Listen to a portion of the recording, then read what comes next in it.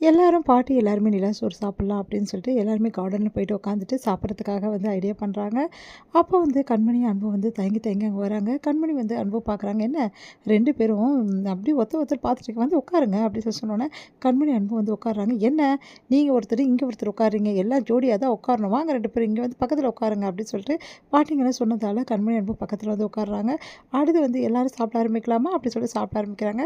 கண்மணி வந்து சாப்பாடு சாப்பிட்றாங்க. அன்பு சாப்பிட்றீங்க. என்ன நீங்கள் 2 பேரும் தனித்தனியாக சாப்பிட்றீங்க? நீங்கள் நிலாவை பார்த்துட்டு ஜோடியாக ஒருத்தர் மாட்டி ஒருத்தர் ஊட்டி விட்டு சாப்பிட்ணும். அதெல்லாம் ஒன்றும் வேணாம் பாட்டி அப்படின்னு சொல்லிட்டு இப்போ வந்து கண்மணி சொல்கிறாங்க. அதெல்லாம் கிடையாது. இந்த பாட்டிங்க சொன்னால் நீ கேட்டு தான் ஆகணும். 2 பேரும் மாற்றி மாற்றி ஊட்டிக்கிங்க. அப்போ தான் நிலா வந்து பார்த்துட்டு சாப்பாடு ஊட்டினா நிலா சோறு நல்லாயிருக்கும். இந்த மாதிரி நீங்கள் பண்ணிங்கன்னா தான் எங்களுக்கெல்லாம் சந்தோஷமாக இருக்கும். பாருங்கள் உங்கள் அத்தையே எப்படி பார்க்குறாங்கன்னு சொல்லிட்டு உடனே என்ன கண்மணி உன் அத்தைக்காக பண்ண மாட்டியா அப்படின்னு உடனே வேறு வழி இல்லாமல் வந்து அன்புக்கு ஊட்டுறாங்க. அன்பு கண்மணி கூட்டுறாங்க. 2 பேரும் வந்து மாற்றி மாற்றி ஊட்டிக்கிறாங்க. இதை பார்த்து வெண்ணிலாவுக்கு வயிறா ஏறிது. செம டென்ஷன் ஆயிடுறாங்க வெண்ணிலா தாங்க முடியாமல். அடுத்து வந்து எல்லாம் சந்தோஷமாக பேசிட்டு ஜாலியாக என்ஜாய் பண்ணிகிட்ருக்காங்க. இது என்ன அநியாயமாக இருக்குது, வேணுமே அன்பும் கண்மணியும் ஒன்றா உட்காந்து சாப்பிட வைக்க எல்லா பாட்டியும் பிளான் பண்ண மாதிரி இருக்குது அப்படின்னு சொல்லிட்டு என்ன பண்ணுறாங்க, ஸ்வேதா மயூரியும் பேசிக்கிறாங்க. அப்படியே பார்த்து முறைக்கிறாங்க வெண்ணிலா. அடுத்து வந்து இங்கே பாட்டிங்க எல்லாம் வந்து என்ன பண்ணுறாங்க, எப்படியாவது கண்மணி அன்பையும் ஒன்றா ஒரே ரூமில் தூங்க வைக்கணும் அப்படின்னு சொல்லிட்டு பிளான் பண்ணி எல்லா இடத்துலையும் போய் போய் உட்காந்துக்கிறாங்க. அதனால் கண்மணிக்கு இடமே கிடைக்கல. கண்மணி வந்து கேட்குறாங்க, நான் எங்கே தான் படுக்குது, எல்லா இடத்துல எல்லோரும் படுத்துருக்கீங்களே அப்படின்னு சொல்லிட்டு கேட்குறாங்க.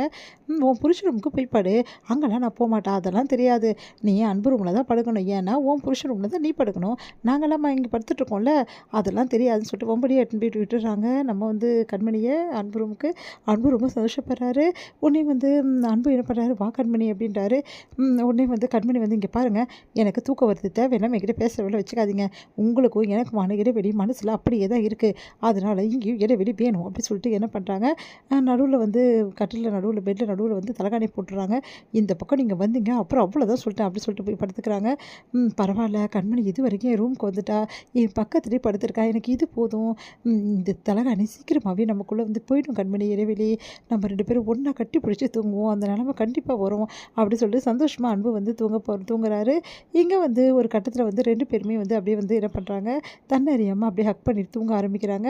இங்கே வெளியிலாக்க இருப்பே கொள்ளல, என்ன நடக்குது ஒன்றுமே புரியலையே அப்படின்னு சொல்லிட்டு வெளியே வராங்க. பார்த்தா எல்லா பாட்டிங்களும் அங்கங்கே தூங்கிட்டு இருக்காங்க. கண்மணி எங்கே தூங்குறா ஒன்றும் புரியல அப்படின்னு சொல்லிட்டு எல்லா இடத்தையும் போய் பார்க்குறாங்க. சமையல்கட்டில் பார்க்குறாங்க, ஹாலில் பார்க்குறாங்க, எல்லா இடமும் பார்க்குறாங்க. பார்த்தா கண்மணி எங்கேயுமே இல்லை. கண்மணி எங்கே போயிருப்பா, ஒருவேளை அன்பு ரூமுக்கு, சேச்சா அப்படிலாம் போயிருக்க சான்ஸ் இல்லையே, கண்மணி இப்படி பண்ண மாட்டாளே, ஒன்றும் புரியலையே, இந்த பாட்டிங்கெல்லாம் சேர்ந்து ஏதாவது பண்ணியிருக்குமா அப்படின்னு சொல்லிட்டு யோசிக்கிறாங்க. உடனே வந்து பார்த்துட்டு வந்து அப்படியே வந்து ஒன்றும் தெரியாமல் அன்பு ரூமை எட்டி பார்க்குறாங்க. பார்த்தா கண்மணியும் அன்பும் வந்து கட்டி பிடிச்சிட்டு தூங்கிட்டு இருக்காங்க. அதை பார்த்து வெண்ணிலாவுக்கு அப்படியே தூக்கி வாரி போடுது.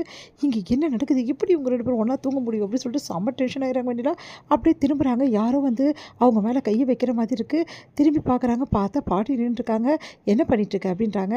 அது வந்து சி உனக்கு அசிங்கமா இல்லை, நீயும் ஒரு பொண்ணு தானே, இப்படி அடுத்தவங்க ரூமை எட்டி பார்க்குற, நான் ஒன்று எட்டி பார்க்கல பாட்டி, சும்மா தான் தண்ணி குடிக்கலான்னு வந்தேன், தண்ணி அங்கே இருக்குது, இங்கே என்ன உனக்கு வேலை, புருஷன் பொண்டாட்டி நிம்மதியாக வாழவே விடக்கூடாதுன்னு முடிவே பண்ணிட்டியா, அவங்க 2 பேரும் தனியாக ரூமில் இருக்கும்போது எட்டி பார்க்குறியே, உனக்கு அசிங்கமாகவே இல்லையா, பின்ன உனக்கு காலகாலத்தில் கல்யாணம் நடந்திருந்தா இதெல்லாம் தெரிஞ்சிருக்கும், நீ தான் கல்யாணம் ஆகாமல் இன்னொருத்தர் வீட்டில் உட்காந்துருக்கியே, உனக்கு எங்கே தெரிய போகுது இதெல்லாம், உனக்கு அசிங்கமாக இல்லை இப்படிலாம், அவள் உன் ஃப்ரெண்டாக கூட இருக்கலாமே, அதுக்காக இந்த மாதிரி பண்ணுவியா, ஏற்கனவே அவங்க வாழ்க்கையை அழிச்சிட்ட, மறுபடியும் அவங்க இப்போ நிம்மதியாக வந்து ஒன்றா சேரணும்னு நினைக்கும்போது கரெக்டாக வந்து அவங்கள பிரிக்க பார்க்குறியா, இங்கே பாருங்கள் பாட்டி, தேவையில்லாதெல்லாம் பேசாதீங்க, நான் எதுக்கு வந்தேன்னா தண்ணி குடிக்க தான் வந்தேன், ரூமு அப்படி லைட்டாக திறந்தது என்னன்னு பார்த்தேன், என்னன்னு நீ ஏன் பார்க்குற, அடுத்தவங்க ரூமை எட்டி பார்க்குறது ரொம்ப பெரிய தப்புன்னு உனக்கு தெரியாதா, இந்த இங்கேதான் கூடவா நீங்களாம் இல்லாமல் இந்த பட்டணத்தில் இருக்கீங்க அப்படின்னு கேட்குறாங்க பாட்டி. அதை கேட்டு அப்படியே டென்ஷன் ஆகிடுறாங்க. இங்கே பாரு, இன்னொரு விஷயம் உனக்கு சொல்கிறேம்மா, இதுக்கப்புறம் இந்த மாதிரிலாம் புருஷன் பொண்டாட்டி இருக்கும்போது தனியாக இருக்கும்போது எட்டியெல்லாம் பார்க்காத, இதெல்லாம் அநாகரிகம், இதெல்லாம் நல்லா படித்தவங்க செய்யவே மாட்டாங்க, நீ எல்லாம் என்ன தான் படிச்சியப்போ இங்கேருந்து அப்படின்றாங்க. அதெல்லாம் கேட்டுட்டு அப்படியே பார்த்துட்டு அப்படியே இந்த ரொம்ப ஓவராக தான் போகுது இந்த பாட்டி அப்படி சொல்லிட்டு போகிறாங்க. இவளை சும்மாவே விடக்கூடாது, அன்பும் கண்மணியும் நோட்டை விட்டுக்கிட்டே இருக்கா, அவங்க 2 பேரும் சேர விடக்கூடாதுன்னு சொல்லிட்டு கங்கணம் கட்டிட்டு இருப்பாப்பட்டுருக்கு, இவளை சும்மாவே விடக்கூடாது, ஏதாவது ஒன்று பண்ணணுமே இவளுக்கு அப்படி சொல்லிட்டு யோசிக்கிறாங்க வேதிகை பாட்டி.